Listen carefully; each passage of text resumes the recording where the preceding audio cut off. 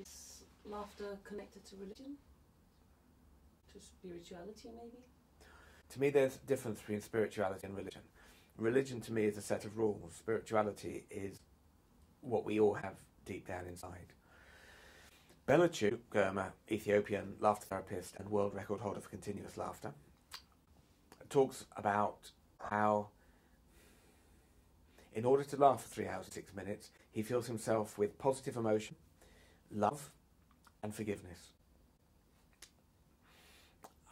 And when you hear his life story, you see how spirituality, deep faith, has played such an important part. And he may express his spirituality through Christianity. Okay.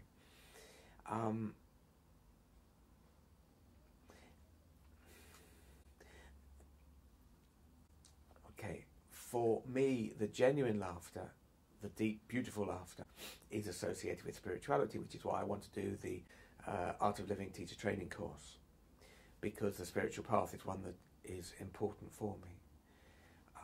What I said before about being in the moment, there are certain things we could do that would bring us in the moment. We could sing, and if we're really enjoying our singing, we are blissfully happy. And if we are dancing and we're really enjoying the dancing, we don't care that people are looking and we don't have to dance, it doesn't matter. We can be blissfully happy.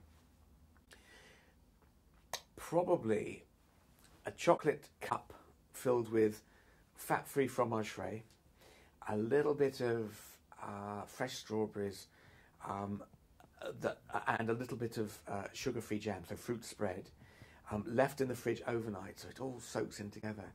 Eating that will probably bring me totally in the moment. Okay, probably something like climbing a mountain, or something where you're totally focused on what you're doing will bring you in the moment. Laughter does the same. Laughter brings you in the moment. So, when we consider how we feel, and we have all our social conditioning and all of our negative experiences which are causing us our worries about the future and our regrets from the past, we're not in the moment. All the social conditioning is stuff that's been put onto us. It's not us, you know.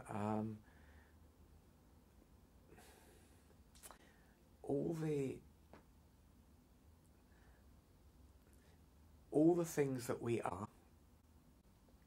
No, I rephrase that. There's a phrase that says, I have feelings, but I'm not my feelings. I have emotions, but I'm not my emotions. I have thought, and so on. I have a body, but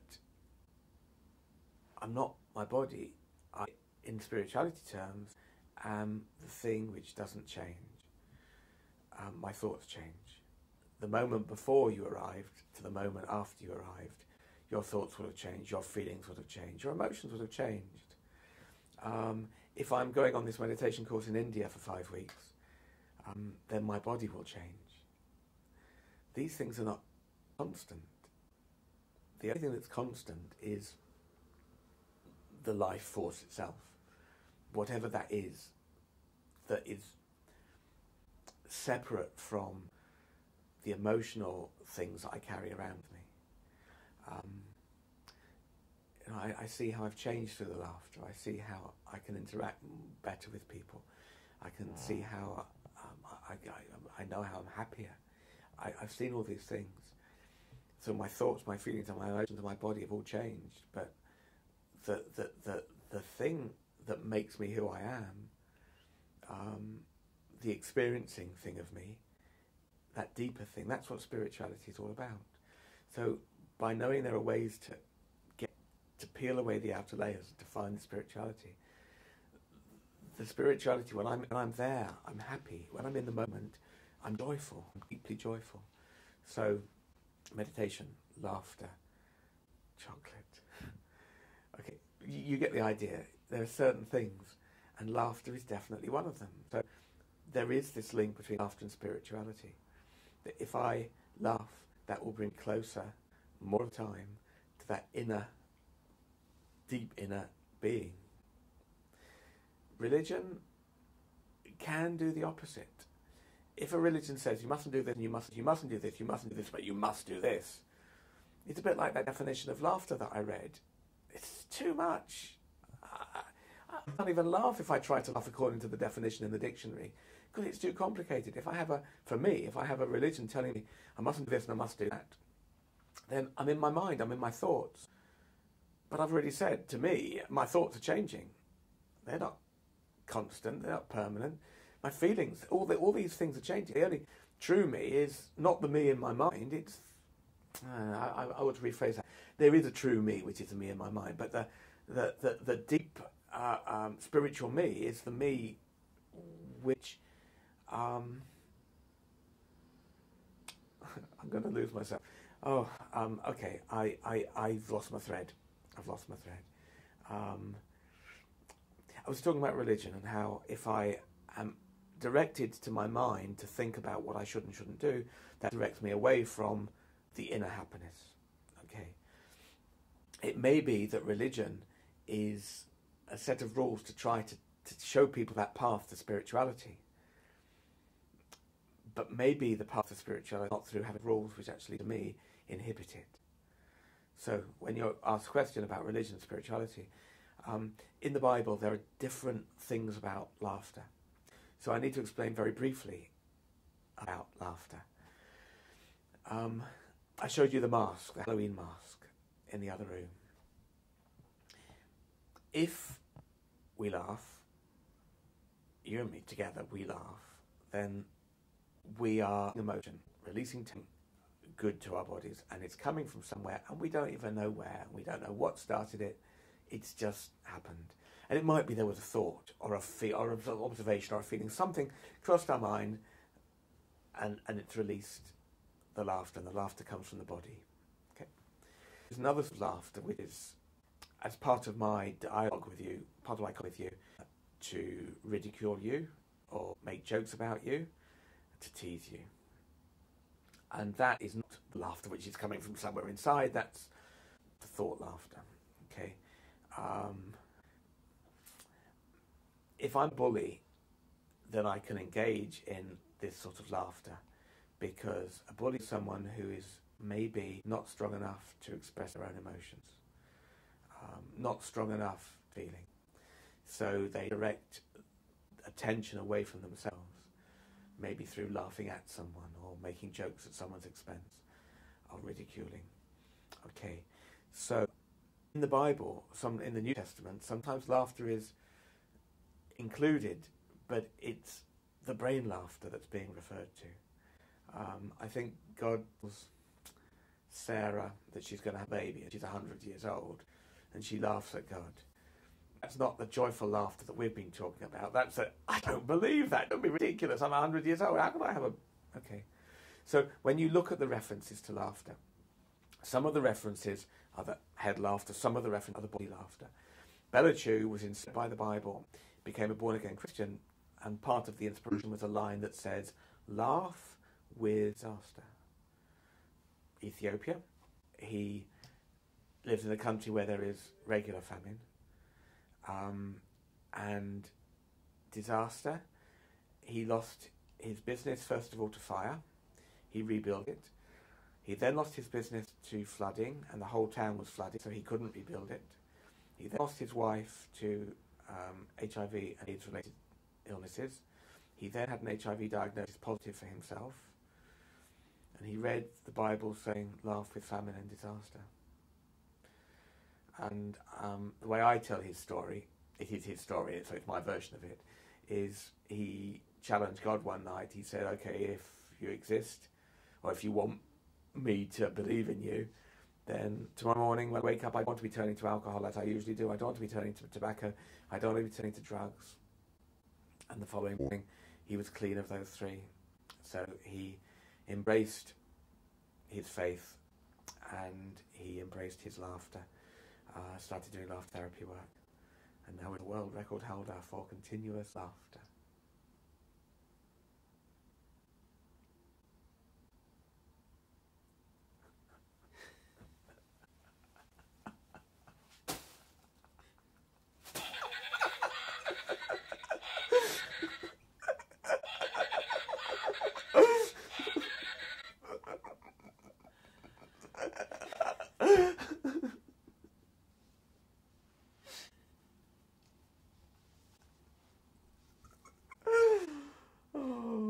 Sometimes laughter is quiet, sometimes it's really loud. It all changes, it all depends. Depends on your energy levels and what you're actually expressing with it. The last person who drove here and left his car outside got broken. I'd said to him, park in the car park, and he hadn't. Anyway, that was not very funny.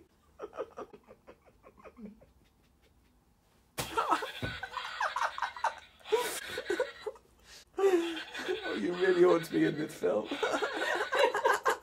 I told him yesterday, I'm going to mute my laughter so I'm not in the film. Can you show us what's in the bag? Can we see what's inside?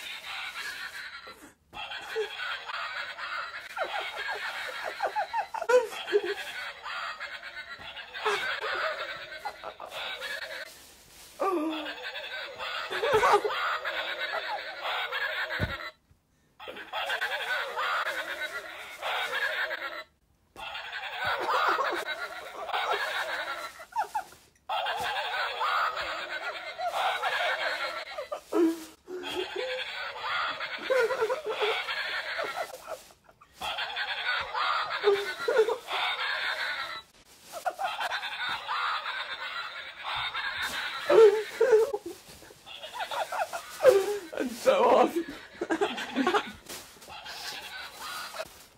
The reason why I have so many.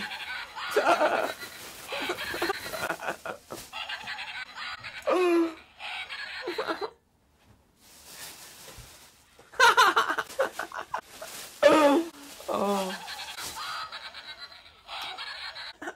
Yes. Yes. What's laughter therapy? You mentioned the kinds of laughter. Okay, what is laughter therapy? Well, in the Laughter Network, we've had this big debate about whether we can call ourselves laughter therapists, and we feel that we can talk about using laughter therapeutically, but if we call ourselves a therapist, it implies that we are trained in a certain way, and as yet, certainly in this country, there isn't a laughter therapy course, so we're starting to put together one. So we can talk about how we use laughter therapeutically. If you do a laughter yoga session, some people might call that laughter therapy. It's a group session, so it has a potential for combating depression, building communities through social activity, boosting our health. So you could say that laughter group sessions where we get together and we laugh are therapy because of the benefits for health, happiness, stress management, and social skills and community building. And at Good Heart is a laughter coach. So laughter coaching is where someone has got tension associated with something that's happening in their life.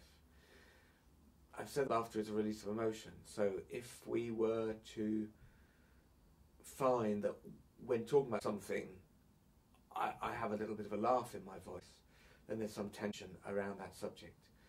So if you ask me about my mum, and I talk about my mum, and that she's really not well, and she's going for a...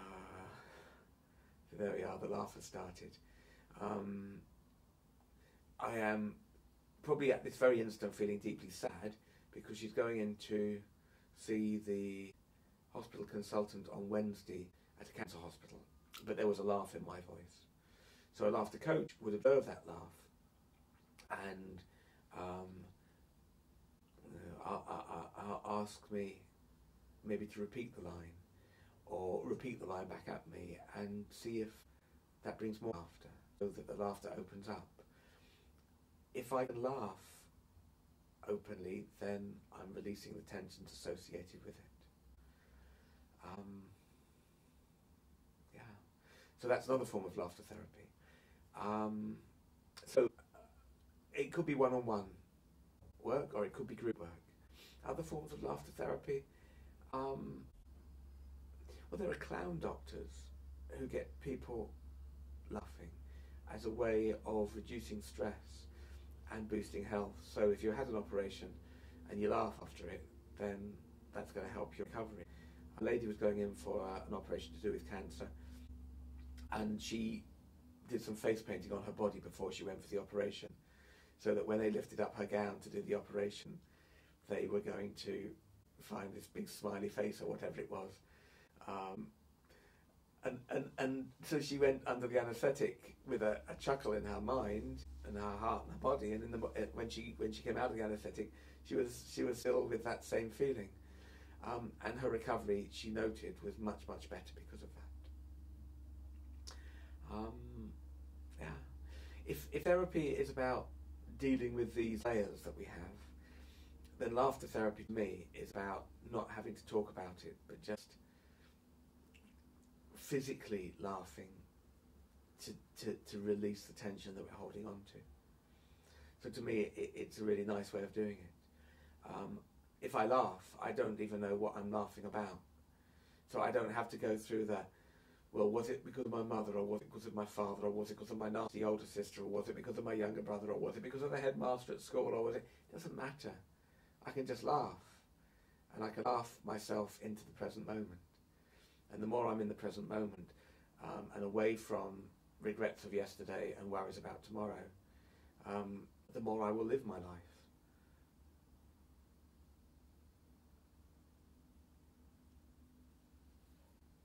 I saw on your network profile that you used to do poetry. Yes. Are you using poetry and laughter together? I don't often read poetry these days,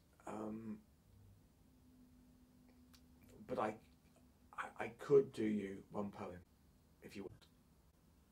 I have to get the book.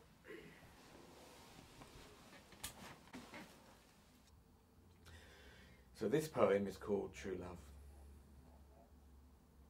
You're happy for a poem about true love, but true love. You ready? Here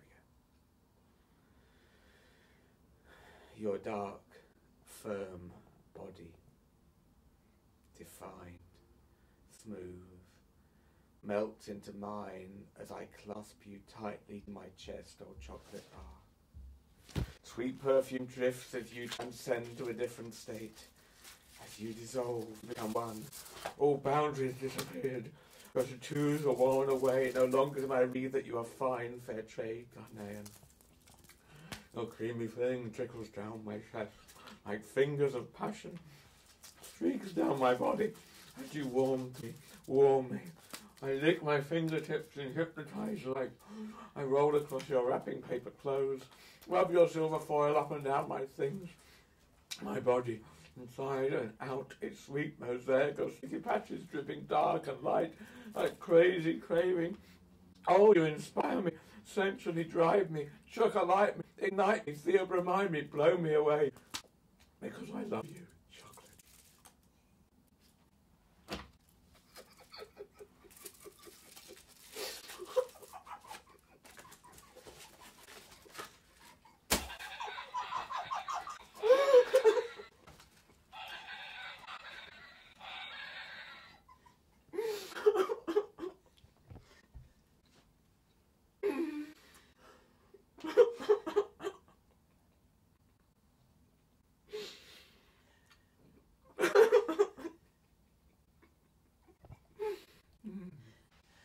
Thank you.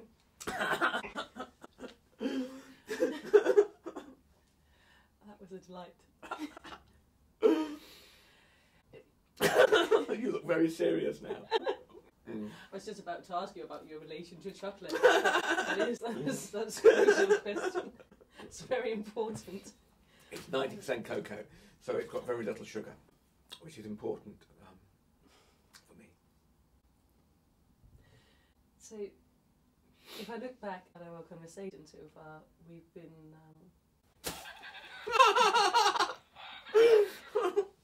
Yes?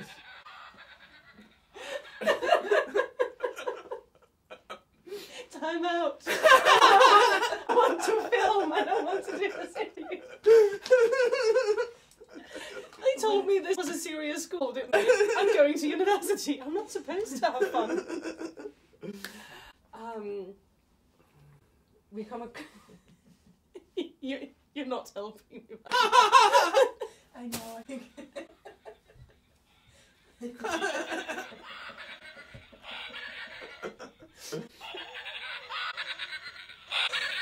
God.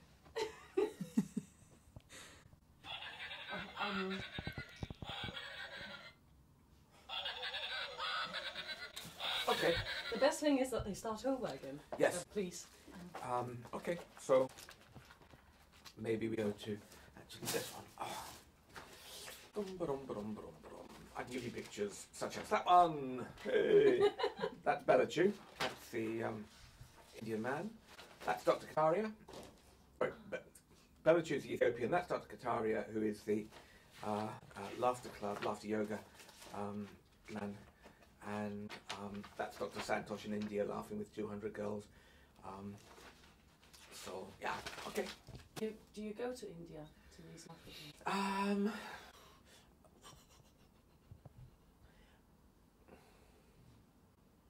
In the UK, we have the UK Laughter Network. In the world, we have the World Laughter Pledge. Although, our Facebook group has only got 200 people on it, and that's not nearly enough. There's a map that I'm building up, and the map's got pins indicating where people are. And it's going to take me a week just to put the next 50 or 100 on. So there are only about 60 pins on at the moment, but they cover 40 different countries. So the World Laughter Pledge will grow and grow. I think there is someone in Denmark, and there's definitely someone in Holland. I did the Laughter Yoga teacher training course in Switzerland earlier this year, and that way I met a few people from around the world. But generally, the Laughter Club movement, Dr. Kataria's Laughter Yoga movement, is represented in about 60 countries. There's laughter happening in other countries as well. I don't yet go around the world doing laughter. But when I do travel, I might try laughter. So in Ghana, the laughter session I do here works just as well in Ghana. In India, the laughter session I do here works just as well in India. So it is universal language. You earn money on laughing?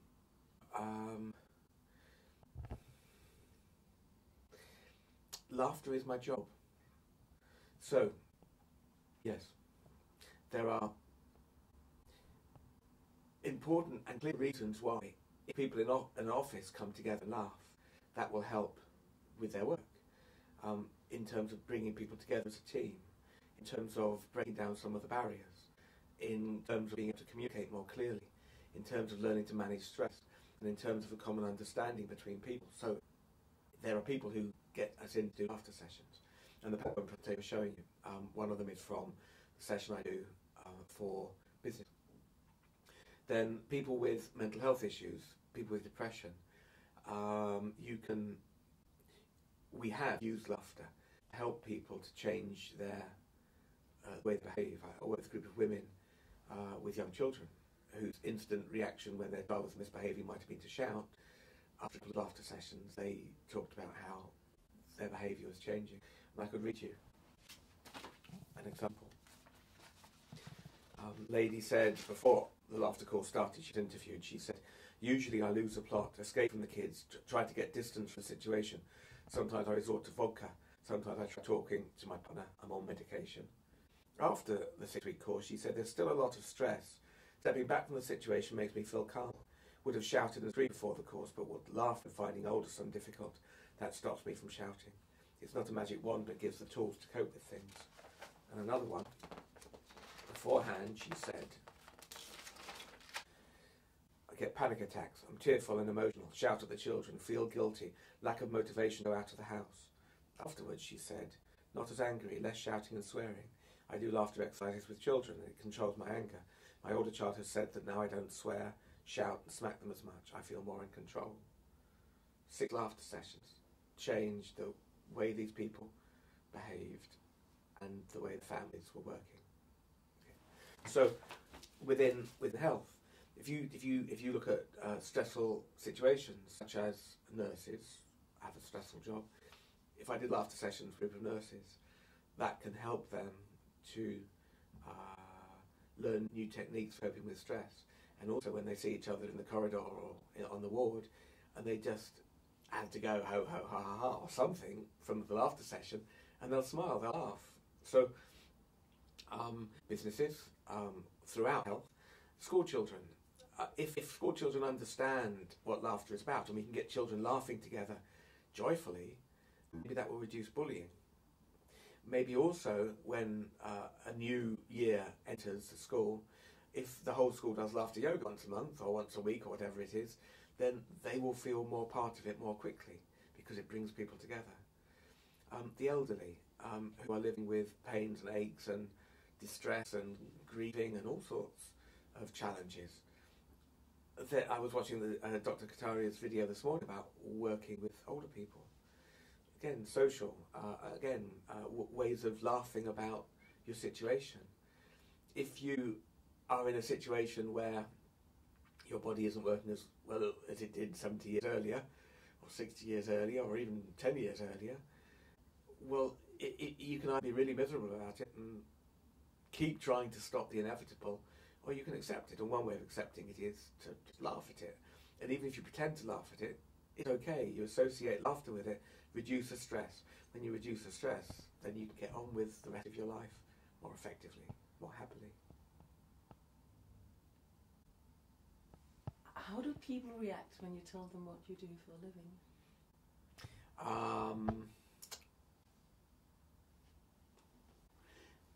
When you think about laughter, it makes you want to laugh. It certainly makes you smile. So if I tell people, you see, looking at me, you can tell I'm a mango farmer. Yeah, I have a mango farm in Ghana, and looking at me, you can tell that I've been recognised off the television in Ethiopia. You know that. Yeah, just by looking at me, you can tell. Do you think either of those are true? I'd happily go. I'll believe everything you say. Okay. I like the mango. Okay. So people don't always believe me. That's what I'm saying. I have a friend who. Okay, no, forget the friend. So what's the reaction? Well, some people are intrigued. Some people don't believe it. I tend to say things with a very dry sense of humour, so people don't know whether I'm being serious or not. Some people, yeah, they're interested and they want to know more. It's a sort of job that, well, yeah, laughter, let's engage with that, rather than, oh, you're a probation officer, which is a great job, but not one that you probably feel you can ask the person, oh, tell me all about that. Yeah. Do people expect you to be funny? There is this idea that some people have. I was at a Mind, Body, Spirit fair, and I had my little table out. I went up there to do a laughter session, and one of the other stall holders kept saying to me, come on, laugh, you're a laughter facilitator.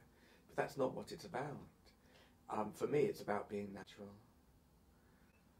And by being a laughter facilitator, there is more laughter in my life. And by being natural and being in the moment, I might find a lot of joy and a lot of simple things. And so I may laugh and I may smile a lot. Also, though, as a laughter facilitator, I had this debate again with Laughter Network members. Are we performers or are we facilitators? When I have my group of 10 or 15 or 20 or 30 people, or 30,000, whatever, am I a performer or am I a facilitator? I didn't want to see myself as a performer.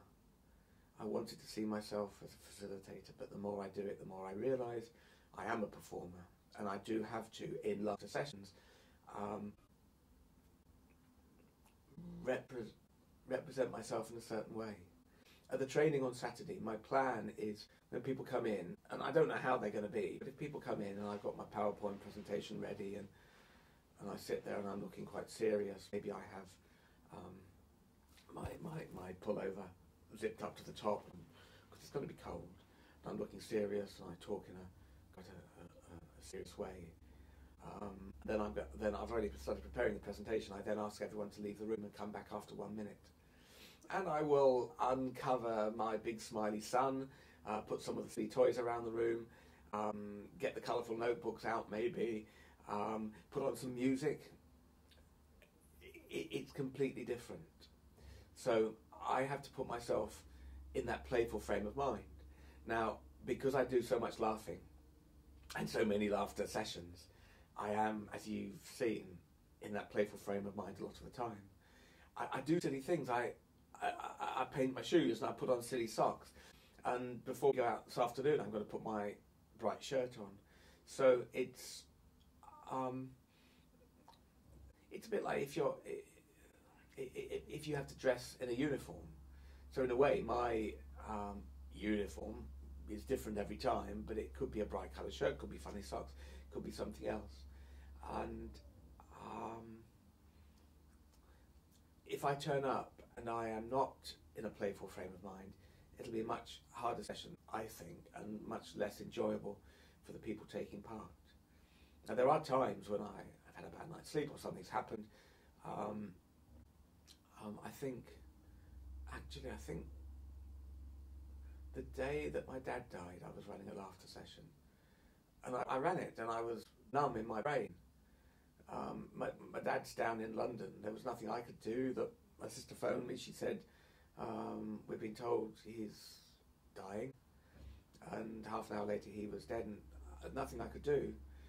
And I had this commitment to run a laughter session. So I did it. So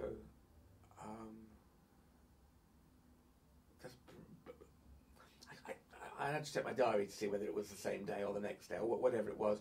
I think I went down to London the next day.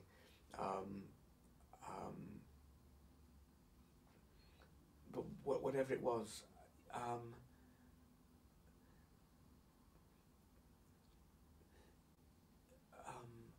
talking about being a performer. I'm talking about being playful. I'm talking about yes. What am I talking? What am I talking about? Yes. Were you still in the moment? Could you facilitate the laughter session even though you were sad because of your dad?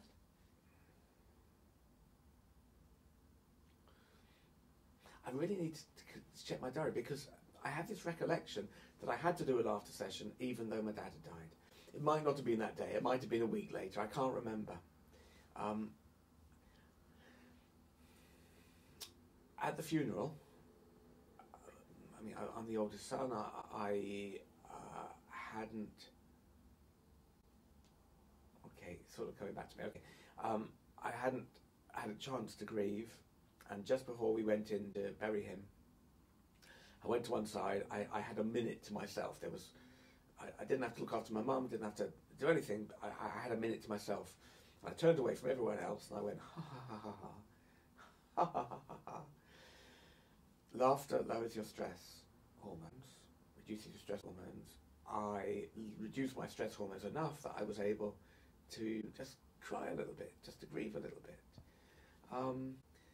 So laughter has its role. Laughter doesn't necessarily mean happy. It's my job, and I have a commitment to run a laughter session, and I'm physically able to do it and emotionally able to do it. I will do it. So yes, if I'm sad, I can still use the laughter because it doesn't mean I'm happy, but it means that I can get the relaxation chemicals, I can get the health chemicals, and I can get the stress chemicals down. So it will help me with my life anyway. When my dad died, it was just before I went to Ethiopia.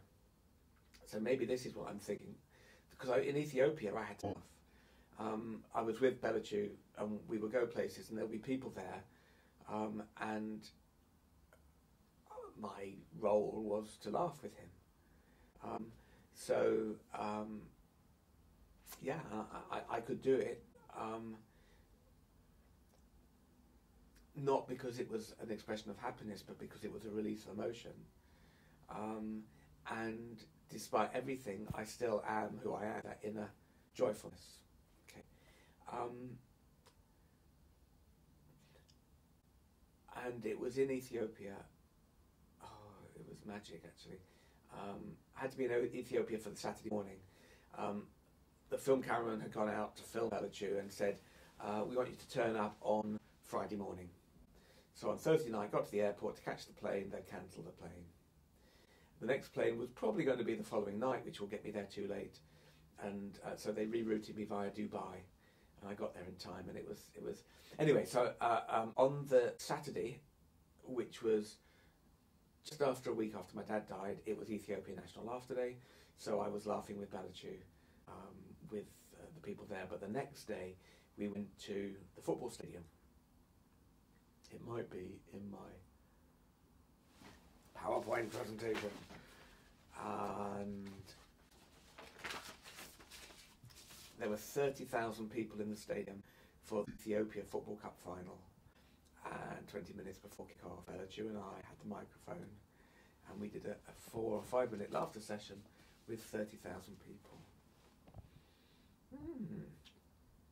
So, all this is a jumble of thoughts. The first thought is that despite having my father die, that people laugh at funerals anyway. People laugh after the funeral because it's not, when someone dies, that there are lots of emotions. It's not just sadness that they've gone.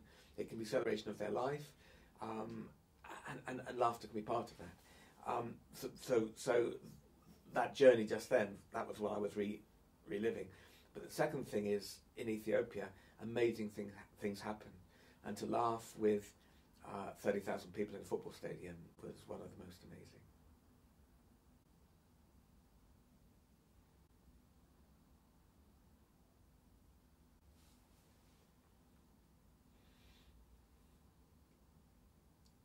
All this organising of laughing and laughter,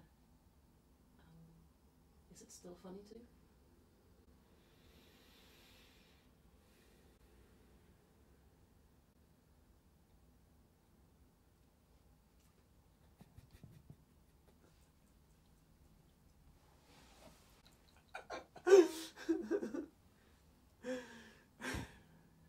Is your answer?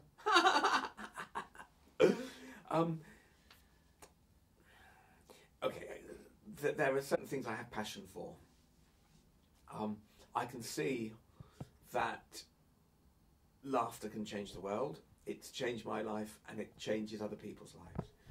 Occasionally someone will come up to me. A guy, I'd done a session at his workplace. He came out of his workplace afterwards. Just as I was leaving, he came up to me and he thanked me. He'd been off work with anxiety. And the things we'd talked about in the laughter session and the laughter we'd done, and the fact that I was able to coax him into laughing with everyone else, and that brought him more into feeling part of the team. He was just so convinced that laughter was a really good way for him to deal with his issues, and he was very grateful for what he had experienced in the session. So I have passion about laughter. I have passion about World Laughter Pledge. It's really hard work. I need to make more time. I will be making more time to do that. I am also doing a master's in health and happiness awareness, and that is a part-time master's, and it's really, really time consuming, and I've not done anything for 3 or 4 months, and I need to do that in February, March, April, May. The initials, health and happiness awareness, and the fact it's a Master of Arts, if you take those, the first letters of those words, then you already are beginning to see what I will have after my name. Yeah? Yeah. Master, Arts, Health and Happiness Awareness. I will be Robin Graham, BSc,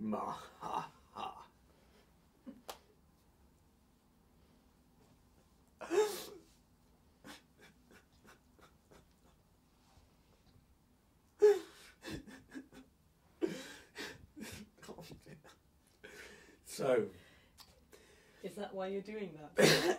They allowed me to pick my own title, and that was the perfect title. So, when there is something you believe in and you want to change the world, then yeah, you do it. And all the sitting in front of my computer terminal trying to do a distribution list so that I can tell more people about the laughter. These are the things which are not so much fun, but laughter is wonderful. And possibilities are opening up. The bottom line, though, is Art of Living Foundation. If the guru hadn't have sent the note round saying, stand on street corners and laugh, maybe I wouldn't be doing it. If I hadn't bumped into a friend who was talking to his mate who said, learn the Art of Living techniques, then I wouldn't have even got the note from the teacher. If I hadn't have done the Art of Living techniques, my head would have exploded a long time ago because I didn't have any other good technique for dealing with stress. And it has changed my life. It's just amazing watching the DVDs of the guru talking about common sense knowledge, which you might find in, I think you might find in Western psychotherapy and Eastern and Western spirituality. Just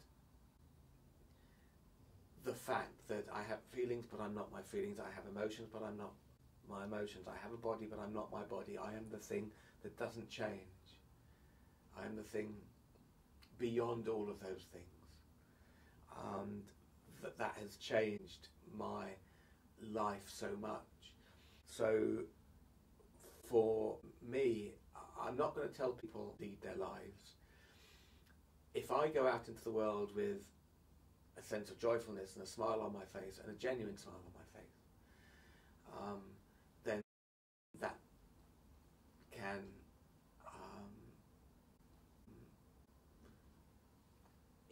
influence other people and maybe help them in their journey to finding their happiness, and they then in their journey to finding their happiness, and they.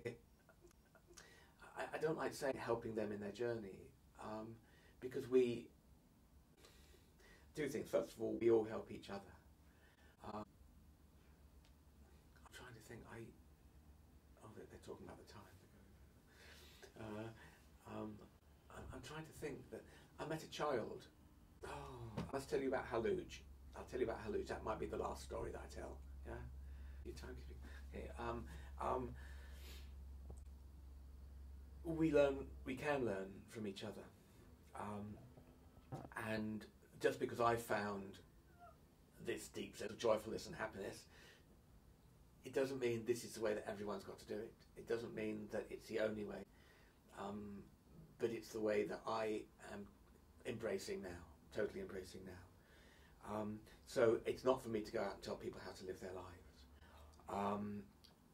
The laughter is good and joyful, and if I'm laughing, other people can laugh. And if I run the World Laughter Pledge with my colleagues around the world, then people can join it if they want to. The passion is to put it out there, to put the opportunity there for people to join in, and to spread the word. It's not just me doing laughter, it's not just Bella Chu, it's not just Dr. Kataria, it's not just Steve Wilson in the States, it's not just Dr. Annette Goodhart. There are lots of people and we all do it in our own way. People in France, other people in the States and Canada, it's a guy in Iran, several people in Israel, Taiwan, Japan, Australia, all around the world there are people doing laughter in their own way. So I'm just one of the people doing laughter. World Laughter Pledge might bring us together, might help people with different approaches to laughter all under one umbrella. And there are coalition joy and all sorts of other things that happen. Okay, do you have enough tape for more story? Okay, so in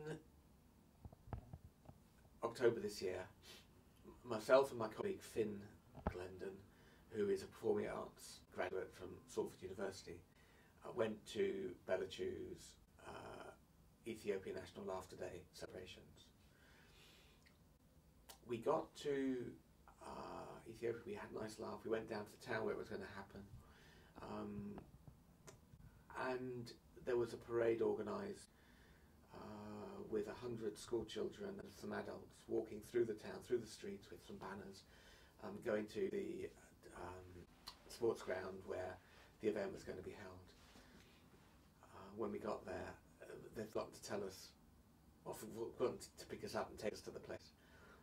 There were so many other things going on, that was fine. So we turned up and we saw the march, and all the children, it struck us, they looked so miserable, even though it was a laughter march. And I got my video camera out, but it was broken. So I put my video camera away. And I started walking with the children, and I said to Finn, we agreed, we're going to try and get these children laughing. Because if there's a press and the local television, the national Ethiopia television there, we don't think it looks so good if everyone looks so miserable. And I noticed there was a boy walking next to me. He wasn't one of the school children. He had a lolly. He was sucking a lolly. And he smiled, and I didn't take that much notice, probably laughed a bit with him. And then I walked around, and I walked in front of this row, walked backwards, trying to get them laughing. And I'd turn around again. This little boy was there again. And he was always there. Whenever I looked, he was there. We started to laugh a bit. And then some of the time he held my hand and we walked along through the streets. We got to the roundabout. I tried to get everyone laughing. And he was there, and he was standing next to me. And we got to the sports ground. And people gathered around me, and I tried to get them laughing. They didn't speak English, but they spoke my language, laughter, and I spoke theirs. And this little boy, he was there, he held my hand, and that gave me a bit of actually support, because I didn't feel totally isolated, surrounded by 50 or 100 local people. And then we went up onto the bandstand area where chairs were laid out, and most of the children were chased off with a man with a stick. But this little boy had been walking with me for so long, and with Finn, and so we let him sit up there, and he played with the camera and the video camera. Finn had camera, I had camera. My video camera's still working, but whatever was there, he just took lots of photographs, and we laughed, and he seemed like a good little boy. And at the end, the lady who had in this town who'd been hosting, she's a very kind lady. She had a large yard and a smallish house, and for the 100 school children who'd been bussed down to this town, and for the adults, so 150 people, she catered for us. She cooked food for us in the evening, and the breakfast, lunch, and dinner. So she came over, and she was looking splendid in her. She had a wonderful dress on, and I said, well, this little boy's been sitting with us. I wonder if I can give him something. And I thought, well, I can give him a pencil or a pen, or what can I give him? And she spoke to him, and she asked him a couple of questions, and she told me. She said, an education. So I said, slightly nervously, how much is that? And she said, well, maybe £100. And so Phil and I said, yeah, we'll do that. So we took him to the lady's house because we were going back there for lunch. And lots of people talked to him, but he didn't speak the main language of Ethiopia. He spoke more of the local language. He had a couple of words of English, a couple of words of Amharic, but mostly it was a local language. And so people kept asking him questions, and he answered as best he could. But when he finally had a moment, having catered for 150 people, and she asked him some questions, she explained to me that his father had died maybe a year ago. He said he was 8 years old. When his father had died, his mother, who had 2 smaller children, had said to him along the lines of, well, I can't look after you as well. I'm going back to my hometown. You can look after yourself. So he was abandoned on the street as an 7 or 8 year old. And one of the teachers from the group of 100 school children came up to me and said, how did you pick him? Well, it didn't occur to me straight away, it occurred to me later. We didn't pick him, he picked us. I hadn't noticed as he was walking through the street holding my hand, the trousers were, I mean, they were ripped. They were ripped so much they were hardly trousers. And shoes, he didn't have anything on his feet. He didn't have shoes. And every day he would beg and he would sleep out rough in the streets and look after himself. And I hadn't even noticed. And his skin on his head was so dry and caked in mud, in dirt. And we didn't pick him, he picked us. That despite his situation, he wasn't after anything from us. He was just laughing with us and smiling with us and playing and showing his humanity, showing his inner joyfulness, showing his true spirituality, showing something that just we couldn't ignore and we couldn't leave him. So I got a postcard, I got an email from him. I'm sending a postcard. An email from this lady last week saying, for the first time in his life, he's going to school and he's fat. I mean, he's not fat, but he's been eating so much because his life has changed. So on the Friday night, he was sleeping in the streets as usual, just getting on with things. On the Saturday night, he was sleeping at her house. She was so kind. Okay, she has to make him sleep out in the yard, but it's safe. He can have blanket, he can have covers, he can have mat, and in due course she will be putting up a canopy because she's turning her yard into a restaurant. And she's done this for other children in the past, not quite the same. And this is one of the things about laughter. You don't know what's around the corner. You don't know what's going to happen next. You don't know how it can change people's lives. But this is just a really clear case of, okay, if someone is wallowing in self-pity, or if someone is living with depression, or if someone is so angry at the world that they're not even looking what's going on in the world, physically it's just a bit like you're just looking at the ground. Do you know what I mean? I'm angry, I'm looking at the ground. I'm depressed, I'm looking at the ground. You know? When an opportunity comes along, you don't even see it. But when you have that sense of joyfulness in your heart, despite whatever else is going on, you're not looking at the ground, you're looking up, you're looking around. And the opportunity walks along in the shape of a fat Western bloke. You see the opportunity, and I don't believe that he saw us as an opportunity. He didn't ask for anything. Okay, he just wanted to be. When you're not looking at the ground, you can see the opportunities that may come to you.